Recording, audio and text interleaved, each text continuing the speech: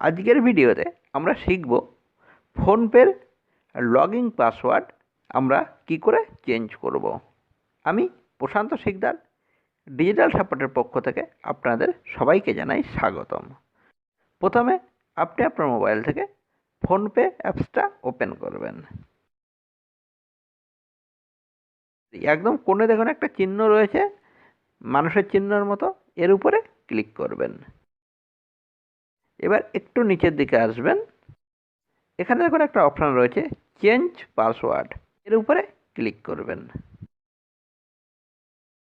এখানে আপনি আপনার পুরনো যে পাসওয়ার্ডটা ছিল সেই পাসওয়ার্ডটা দেবেন এবং এখানে আপনি নতুন যে পাসওয়ার্ডটা তৈরি করতে চাইছেন সেই পাসওয়ার্ডটা বসাবেন।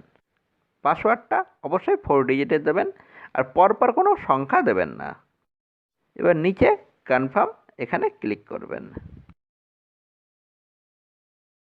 এখানে দেখুন বলছে আবার নতুন করে লগ ইন করতে, তো একটু ওয়েট করবেন। দেখুন এখানে অটোমেটিকলি আপনার মোবাইল নাম্বার এখানে বসানো থাকবে, শুধু আপনি নতুন যে পাসওয়ার্ডটা সেট করলেন এখানে দিয়ে বসিয়ে লগইনে ক্লিক করবেন।